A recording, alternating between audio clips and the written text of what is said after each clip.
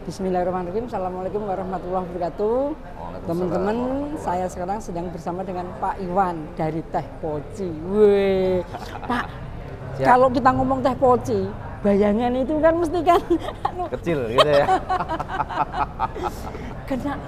Bagaimana bisa menjadi brand seperti itu, Pak? Oke, terima kasih. Sebelumnya perkenalan dulu, nama saya Iwan. Mas Iwan. Saya mau dipanggil Mas apa Pak? Mas aja kayaknya. Nek Mas kita lebih akrab ya. Iya, atau mulai nom. Gimana? Leres. Ya, saya dari PT Gunung Selamat, salah satunya adalah produk Teh Poci. Ya, kita mulai benar-benar incas adalah di tahun 1953. 53. Ya. Kita belum lahir ya? Belum lahir, betul. Saya belum lahir. Sebenarnya awal mulanya dari 1940. Pertama kali meracik segala macamnya. Beliau adalah Bapak Sugiarto Sosrojoyo, ya, salah satu penggagas, pendirinya. Kemudian kita brand lain juga ada Sosro. Kemudian Botol. Oh, Sosro itu punyanya Poci? Betul. Punyanya Ya. atau memang? Betul. Ya, jadi kita dari satu grup, ya, satu grup namanya Rekso. Ya. Balik lagi karena tadi pertanyaannya adalah Poci, ya. Kita harus berpikir positif. Apa itu? Oh, positif. Kenapa Poci itu bisa besar? Kelihatannya walaupun kecil ya. Pernah apa bedanya soto Makassar dan coto Makassar, Pak? Nah ini ya, soto Makassar itu yang jual bener orang Makassar, tetapi tidak di Makassarnya. Oh bukan. Oh bukan. Bukan. Bedanya kalau coto Makassar pakai nasi, Pak. Kalau coto pakainya? Lah, coto pakai nasi, kalau soto pakai nasi. Oke, Poci. Oke, siap. Ya. Ben, kapan meneh? Ben keren. Oke, gimana? Gitu ya. Memang awal mulanya balik lagi kemarin dari 1953 ya. Poci kita berpikir positif ya. Jadi teman-teman juga harus berpikir positif. Nah, kalau kita cerita tentang teh, memang dunia teh ini kan gila-gilaan nih, apalagi sekarang ya. Bener ya, sekarang gila-gilaan mau nyari es teh yang paling murah pun ada. Iya. Nah, kalau guyonan kita sebenarnya gini, di sini kan banyak juga kompetitor ya. Kita nggak punya kompetitor yang sekarang jadi satu paguyuban lah. Setelah kita bersepeda, karena ada sepeda balap. Kok nyebut? Ya? Gak apa-apa. Ya. Nyebut brand ya, temen ya kan. Setelah kita bersepeda balap, ada sepeda balapnya, sepeda balap. Kemudian kita coba ambil airnya deh, air bersihnya dari tong. Ya. Ambil airnya dari tong. Ada tongci. Setelah ambil airnya dari tong, masukin ke dandang. Karena ada brand dandang juga. Bener ya? Iya. Kita masak pakai dandang, kemudian itu setelah masak masukin ke dalam poci. Setelah masukin ke dalam poci kita minum. Minumnya di mana? Di bawah gardu. Oh, gitu ya. Itu guyonan kita aja sih sebenarnya. Jadi nyambung kabeh gitu maksudnya? Nyambung kabeh, karena tadi teman gagas sama Mas Fajar, wah ketoke asik nih, disambung-sambungi kabeh. Gitu. Ya. Balik kemana nih kan malah guyon terus. Poci. Konotasinya kan Poci. Betul. Kecil. Ya. Kenapa kecil bahasanya? Karena memang kalau kita pakainya besar, jadinya bukan Poci dong. Kita ada namanya brand-brand yang lain, Botol. Ya, ada Sosro. Nah, kita pingin yang mencoba untuk yang lebih kalau orang Solo ngomong apa ya? Lebih apa sih, Jawani ya? Lebih Jawani, mochi. Nah, awalnya memang pakainya kan poci-poci kecil. Kalau kita lihat, panjenengan pernah ke daerah Selawi, Tegal? Selawi pernah. Mereka punya namanya tradisi mochi. Nah, tradisi mochinya adalah menggunakan poci tanah, poci kecil. Iya. Kalau kita mau bicara jenis-jenis teh, kita juga banyak. Tapi apakah dulu brand Poci kecil itu memang yang menciptakan juga Teh Poci sendiri? Betul. Oh. Ya.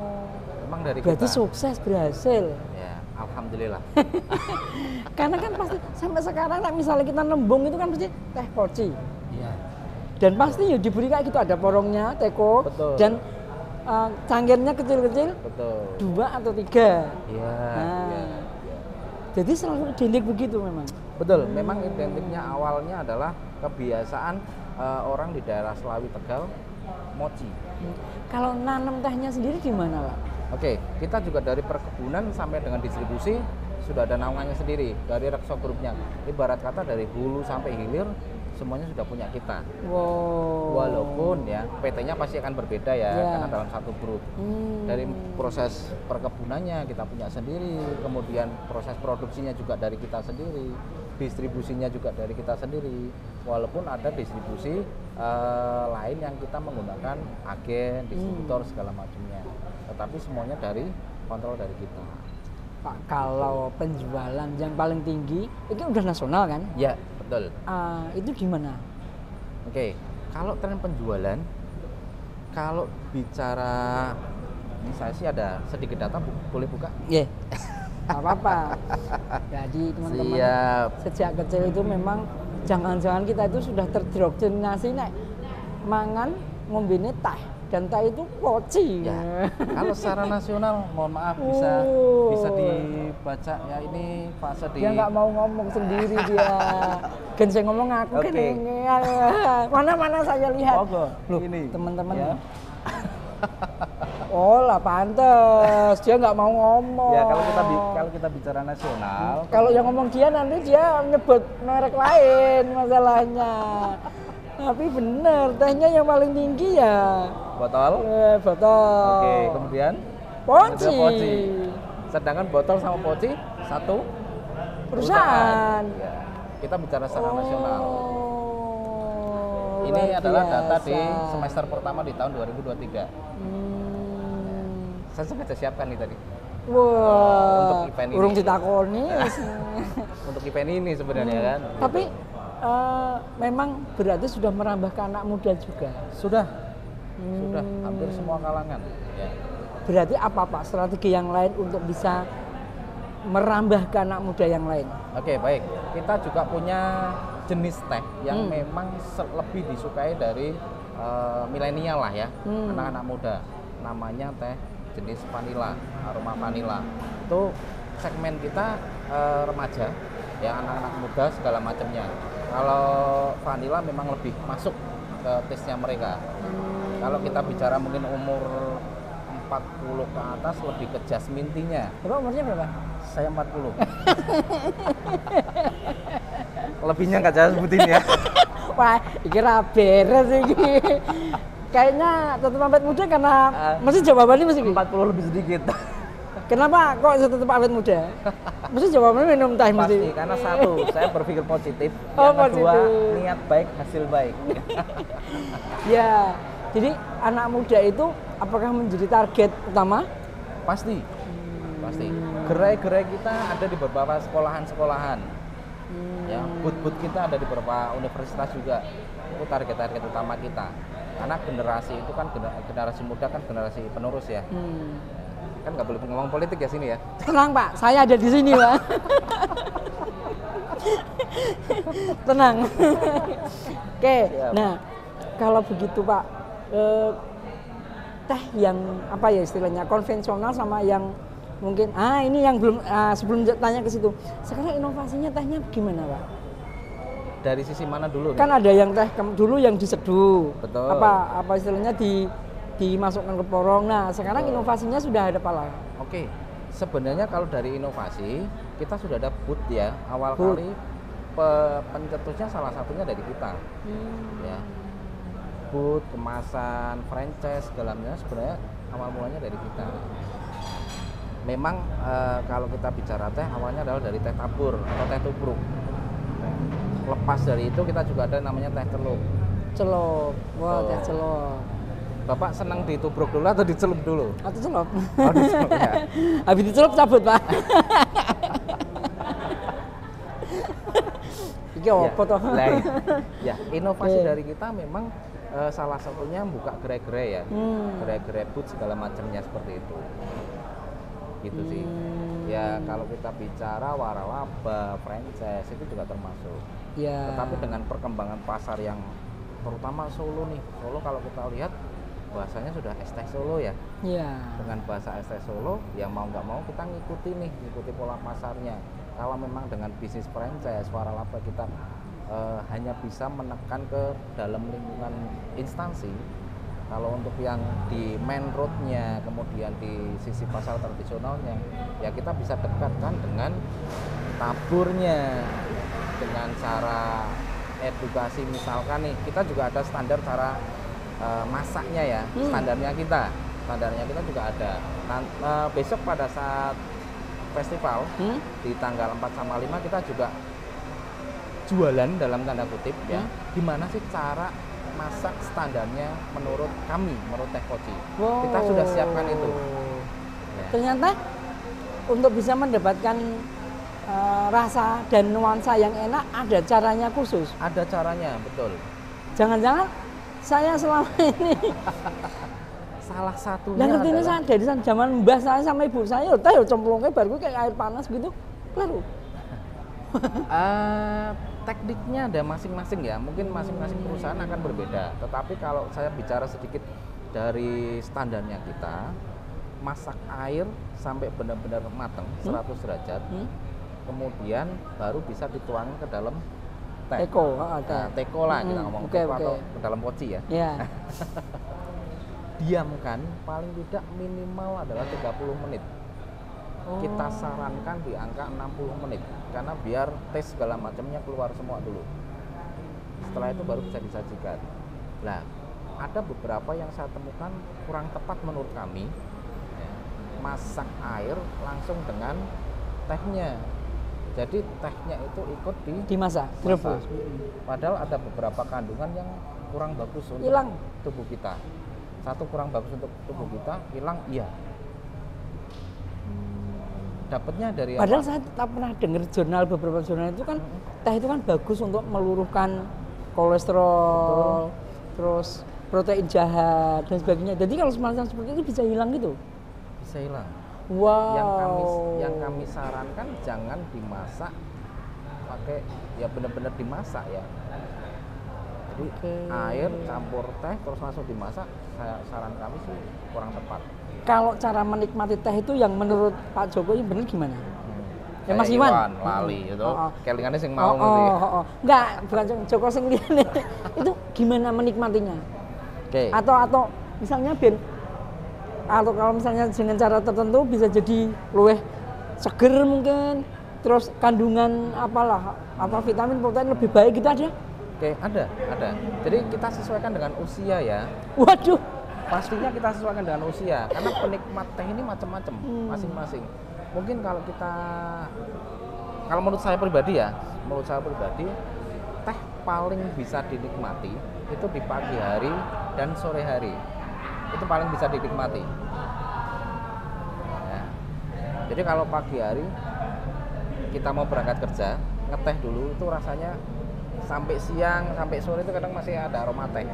Itu teh yang Ciamik yang bagus. Paling tepat menurut kami adalah di pagi hari dan sore. Malam boleh nggak boleh. Kalau siang banyakan es teh ya. Cuacanya Pak. Cuacanya saya beda. sebenarnya nahan kayak gitu, tapi begini saya jugur juga. Akhirnya kena juga. Tapi kalau ini menurut Pak Iwan, teh itu sebaiknya dingin atau panas? Panas. Karena saya bicaranya pagi sama sore. Boleh nggak dingin? Boleh. Balik lagi di usia tertentu ya. Paling bagus lagi namanya teh white tea. Ya. Wah, ini saya belum pernah nih Pak. White tea itu istimewa. Mau bicara sepet iya, wangi iya, padahal dari sisi warna putih. Jadi harus saya review ini. Nanti kapan-kapan itu saya review ini harusnya. Nanti coba bisa dilihat WT ya. Yeah, saya reviewnya di festival atau di mana bisa? Kayaknya kalau di festival kita mainnya yang ngikut teh Solo aja deh. Tehnya yang seneng-seneng model apa sih? Model gelap, model wangi. Pak, kalau yang outlet jualan yang di outlet pinggir jalan itu, yang pakai poci juga banyak? Banyak, alhamdulillah. Tapi rata-rata mau buat campuran ya. Yang kita temukan rata-rata mereka diambil dari sisi wangi melatinya. Oh. Dari sisi gelapnya mereka sudah dapat dari yang lain. Itu yang kita temukan. Padahal kalau dicampur merusak sesuatu nggak yang di kandungannya? Tidak, Oh, tidak, enggak. tidak. Ya menurut kami tidak. Selama proses nyampurnya benar ya. Kenapa saya ngomong proses nyampurnya benar? Takutnya antara teh hitam dicampur teh hitam dengan merek yang berbeda, kandungannya kan sudah berbeda, Pak. Nah, balik lagi harus tahu karakter masing-masing teh. Kalau nggak ngerti juga repot. Masih penting asal nyampur wae. Gitu ya. Kalau panas sama dingin juga nggak merusak kandungan juga. Udah. Oke ya. Jadi ngerti saya. Selama ini ngombe teh ya ngerti itu pokoknya teh ngombe gelegek-gelegek rampung. Ternyata banyak yang pelajaran yang bisa diambil ini. Siap, kita sama-sama belajar ya, Pak. Jadi ada teh celup ada. Teh botol ada. Teh botol ada. Kotak ada. Kotak ada. Dan teh yang ada. kambol itu yang masih konvensional tetap dipertahankan. Apalagi, Pak? Lemon kita ada. Wah, Lemon tapi celup. Jadi aroma lemon tapi celup. ya ini yang harus saya review nih. Ya, nanti bisa ditemukan di beberapa outlet ya. Paling banyak mungkin di sini di MT ya, modern trade-nya. Ada bulan-bulan baik nggak, Pak? Pastinya ada. Mesti lebaran. Lebaran sama akhir tahun nih. Akhir tahun. Ya. Nek suruh mesti elek banget. Ya. Ngertinan. Iya kok wong. Ya kan saya juga branding sama yang nyanyi itu. Nah, suruh dan gua mau nyanyi, ora ngejawab. Arene sing do digawe. Berarti teh yo anjlok. Nah, pertanyaannya gini, bagaimana strateginya untuk menyeimbangkan semua bulan termasuk yang suruh itu tetap keangkat? Oke, kita ada beberapa program ya. Program itu ada yang pas seasonal, ada yang pasca seasonal. Ini yang kita upayakan. Jadi kalau pasca seasonal biasanya kita bisa masuk ke instansi. Karena instansi nggak ada liburnya lah. Ya kan? Boleh kita bisa masuk ke paling rendah deh, paling bawah ada kelurahan, ada kecamatan, ada kabupaten. Kita bisa masuk ke sana dulu. Dengan cara seperti apa? Promosi atau program-program yang lain. Contoh untuk kalau orang Solo itu apa sih? Kalau ada hajatan dia bawa apa namanya ya? Apa? Bawa teh, bawa apa? Oh iya. Apa namanya itu ya, yang atar-atar itu ya. Itu kan banyak, memang banyak. Iya. Kita coba masuk ke segmen-segmen seperti itu pada saat pasca Lebaran. Kalau pas Lebaran jadikan parcel juga banyak. Kalau pas Lebaran ya ibarat kata kita tutup matanya, target pasti masuk ya. Mereka yang nyari kita. Lebaran mereka yang nyari kita. Cuman ada gini, ada sesuatu hal yang menarik menurut saya kemarin pada saat COVID. Ya, biasanya teh tabur atau teh tubruk itu angkanya lebih besar.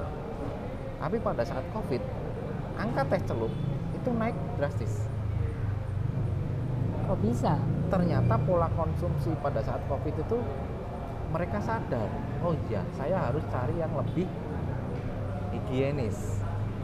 Bukan teh tabur tidak higienis, tetapi teh tabur itu kalau kita nyimpennya bagus, ya nyimpennya bagus, aromanya pasti akan terjaga. Tapi pada saat kita nyimpennya tidak pas, tidak bagus, aroma lain akan masuk. Kalau teh celup tidak. Jadi mereka nganggap, oh ya udahlah, satu celup satu orang, satu celup satu gelas. Itu ada beberapa pola yang akhirnya sampai dengan sekarang pun teh celup mengalami kenaikan yang lumayan baik bagi kami. Pak Iwan ngurusi area mana aja, Pak?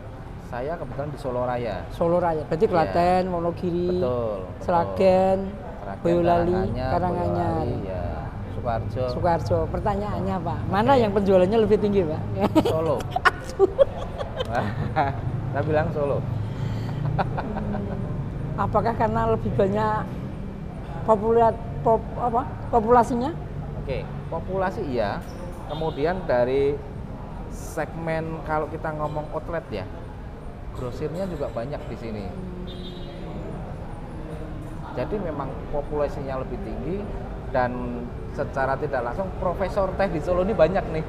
Mereka nyampurin teh masing-masing kan. Kalau lebih sukanya Bapak bepergian kemana yang di Solo Raya ini? Hayo ngono. Iki. Aku arep ngomong Tawangmangu piye? Wis diomongke. Ya, Tawangmangu salah satunya ya. Karena wisata. Satu wisata, kemudian di sana banyak hal yang masih perlu kita gali lagi. Walaupun di sana sudah ada kemuning ya. Ya. Kebun teh kemuning. Nah, di situ kita masih kebun teh maksudnya. Kebun teh, betul. Ya. Itu juga sasaran kita. Kalau kita bicara Karanganyar, Tawangmangu, mereka lebih familiar dengan namanya teh sosro. Boleh dicek nanti. Saya bukan promosi ya. Promosi juga nggak apa-apa.